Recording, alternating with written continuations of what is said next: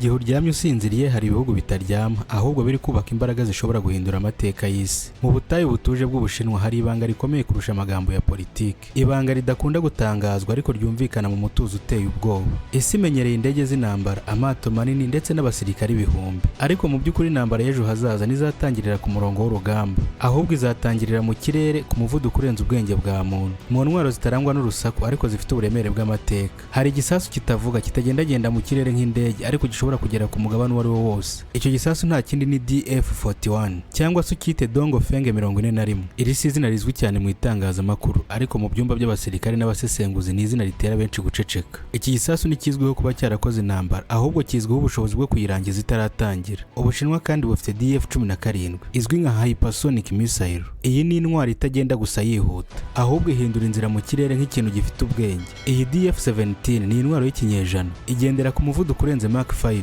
umuvuduko utuma systeme nyinshi zo kwihagarika zisigara ziyireba gusa. Ku rundi ruhande rw'isi hari igihugu kizwiho kugira imbaraga zidasanzwe. Icyo gihugu nta kindi ni Leta Zunze Ubumwe za Amerika. Mu by'ukuri ibi bihugu byombi ntibiryama. Ibyemezo bifatirwa i Washington byitabwaho i Beijing, naho ibyubakirwa i Beijing bikarebwa cyane i Washington. Ikibazo gikomeye si uko intambara yatangira ahubwo nuko ishobora gutangira vuba kurusha uko isi yabitekerezaga. Ikosa rimwe rya politiki, ibyemezo bifashwe nabi cyangwa impanuka itateguwe bishobora gufungura urugi rw'ibi bikoresho byubatswe mu ibanga imyaka myinshi. Iyi si inkuru y'intambara yabaye ahubwo ni intambara ishobora gutangira isaha iyo ari yo yose. Mbahaye ikaze muri kino kiganiro, nk'ibisanzwe muri kumwe na Ndayishimiye Jean Claude. Mu mateka y'isi ibihugu bikomeye byigeze kurwana kenshi, ariko hari igihe birwana bidakoresheje amasasu. Uyu munsi isi yose iri kureba indi ntambara itagaragara, intambara y'amagambo, intambara y'ikoranabuhanga, intambara y'ubukungu ndetse n'intambara yo guhiganwa ubutwari mu bya gisirikare. Mu myaka 40 ishize Ubushinwa bwavuye ku kuba igihugu gikennye cyane buhinduka igihangange mu bukungu no mu ikoranabuhanga. Uyu munsi wa none ntabwo China ari uruganda rw'isi gusa, ni igihugu gifite igisirikare kiri gukura ku muvuduko udasanzwe, amato menshi, indege z'intambara zigezweho n'ishoramari rinini mu by'ikoranabuhanga rya gisirikare. Ku rundi ruhande hari Amerika, igihugu cyamaze imyaka irenga 70 aricyo gifite ijambo rikomeye mu bya gisirikare ku isi. Amerika ifite ibirindiro hafi ku migabane yose, ifite kandi amato y'intambara azenguruka inyanja zose. Ikirenze kuri ibyo ifite kandi ubunararibonye bw'intambara igihe kirekire. Ariko kuri ubu hari igihugu kimwe Amerika icunze cyane kurusha ibindi byose, Ubushinwa. Ibi bihugu byombi bikorana mu bucuruzi kuva kera ariko ntibyizerana mu bya gisirikare. Iyo China yubaka amato mashya, Amerika irabyitegereza. Iyo Amerika yohereje amato hafi ya Aziya, China ibyitaho cyane. Ni umukino w'amaso ku maso aho buri ruhande rushaka kumenya icyo urundi ruri gutegura. Hari ahantu hake ku isi hashobora gutuma ibihugu byombi bishyamirana kurushaho: inyanja y'Ubushinwa bw'Epfo, inzira z'ubucuruzi zinyuramo ibicuruzwa by'agaciro kenshi ku isi, ndetse na Taiwan, ikirwa gito ariko gifite agaciro gakomeye mu bya politiki n'ikoranabuhanga. Ibi si ibintu by'intambara uyu munsi, ariko ni ibintu bituma buri ruhande rutajya rusinzira neza. Intambara ya kera yatangizwaga n'amasasu ndetse n'indege zambuka imipaka, ariko intambara y'ejo hazaza ishobora gutangira mu buryo butagaragara, mu makuru y'ibanga yibwa hakoreshejwe mudasobwa, mu gusenya systeme z'itumanaho z'abandi, ndetse no mu guhungabanya ikoranabuhanga igihugu cyose gishingiraho. Ibi byose ni ibice by'intambara itaramenyekana neza, nyamara ibihugu bikomeye bimaze igihe biyitegura. Mu gihe ibi byose kandi biri kuba, hari ikibazo kimwe gihora mu mitwe y'abayobozi b'ibihugu bikomeye.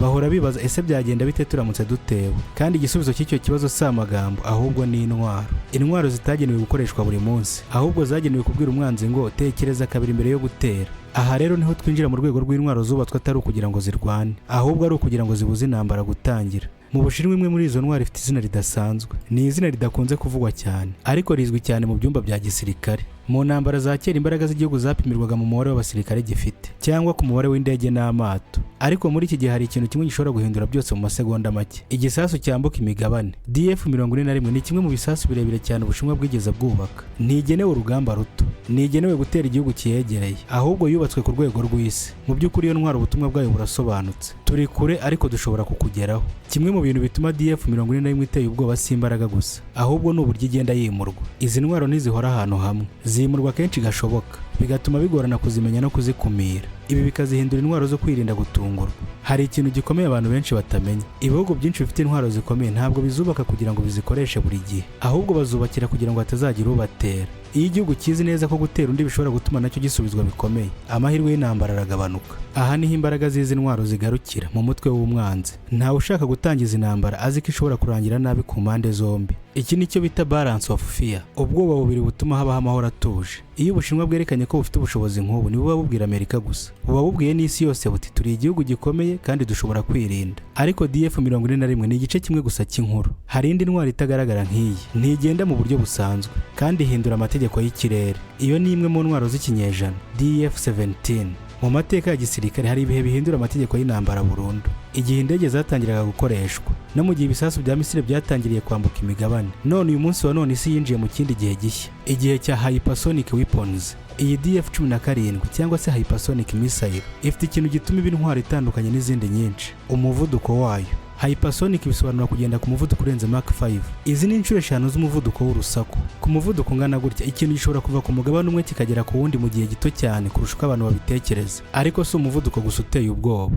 Ibisasu bya kera byagendaga ku murongo witezwe, radari zikabasha kubikurikirana zigateganya aho bizanyura. Ku rundi ruhande DF-17 ikoresha hypersonic glide vehicle. Ibi bisobanuye ko ishobora guhindura inzira mu kirere, ntigenda mu murongo wateguwe gusa, ishobora guhindura icyerekezo mu gihe iri kugenda ku muvuduko udasanzwe. Systeme nyinshi zo kurinda ibisasu zubatswe ku bitekerezo by'intambara ya kera, gukurikira igisasu kizamutse hejuru kigakurikira inzira izwi. Ariko iyi ntwari igenda yihuta cyane kandi ihindura inzira, kuyimenya hakiri kare no kuyikumira biba ikibazo gikomeye cya tekinike. Ahangaha radari yigerageje kuyikurikira ihita iyibura. Ibi nibyo bituma DF-17 itera ubwoba kurusha uko uburebure bwayo bwabigaragaza. Mu by'ukuri si uko ari nini kurusha izindi, ahubwo nuko ihindura amategeko y'umukino. Iyo igihugu kizi ko systeme zacyo zo kwirinda zishobora kurengerwa n'ikoranabuhanga rishya, umutekano wacyo utangira gusa n'uhungabanya. Intambara za kera zagiraga ibimenyetso, indege zigatera ku mipaka, amato akiyongera aho intambara igiye kubera, ndetse n'abasirikare bakarushaho kwiyongera. Naho intambara y'ibi bihe ishobora gutangira mu gihe gito cyane. Iyo intwaro zihindutse vuba kurusha politiki, isi itangira kwinjira mu bihe bitazwi neza. Kandi ikibazo gikomeye si uko izi ntwaro zikorwa, ahubwo ikibazo ni uko amakosa y'abantu ashobora gutuma zikoreshwa.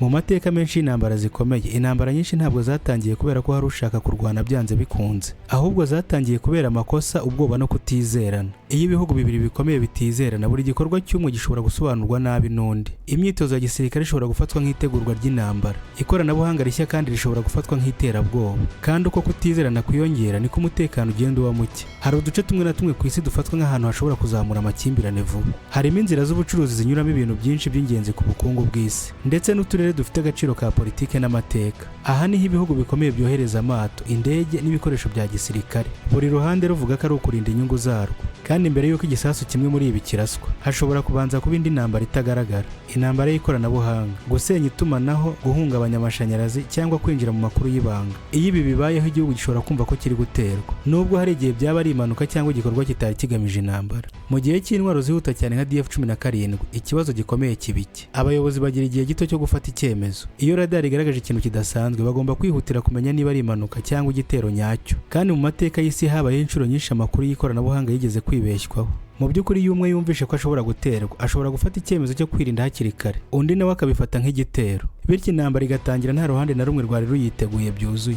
DF-41 na DF-17 ni imashini zikora ibyo zashyiriweho gukora, ariko icyemezo cyo kuzikoresha ni icy'umuntu. Kandi abantu nubwo bafite ubwenge bwinshi bashobora gutinya, bakihutira gufata ibyemezo cyangwa bakibeshya. Niyo mpamvu ibihugu bikomeye bishyira imbaraga nyinshi mu kwirinda ko ibintu byageraho bikomeye cyane, kuko bazi neza ko intambara y'izi ntwaro itagira uwayitsinda neza by'ukuri. Mu biganiro bya politike ku mugaragaro, ibihugu bikomeye bikunda kuvuga amagambo y'ituze, ariko inyuma y'inzugi zifunze hari impungenge nyinshi kurusha uko abaturage babitekereza. I Washington mu nyubako nini Pentagon, hari itsinda ry'abantu badakora ibindi uretse kwiga ubushobozi bwa gisirikare bw'ibindi bihugu.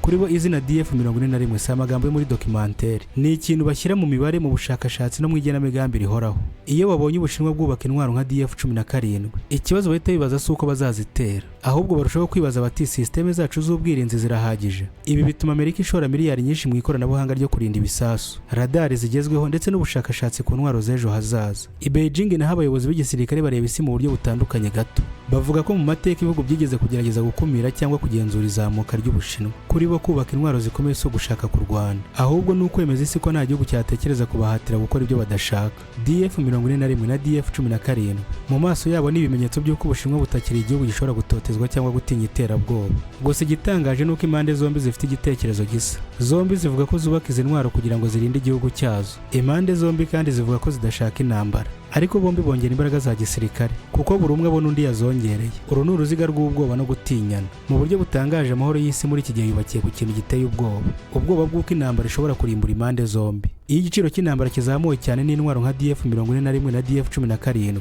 abayobozi benshi bahitamo kwihangana kurusha gutera intambara, bityo intwaro ziteye ubwoba kurusha izindi zose zikaba arizo zituma habaho amahoro. Iyi si yacu iracyahagaze atari uko abantu batigeze bubaka intwaro zayirimbura, ahubwo nuko kugeza ubu ubwoba bwo kuzikoresha buruta inyungu y'intambara. Ariko uko ikoranabuhanga rigenda ryihuta niko umuvuduko w'ibyemezo bya politiki ugenda uba muto, kandi amateka atwigisha ko amahoro adahora iteka, asaba ubwenge, kwihangana n'itumanaho rihoraho hagati y'ibihugu.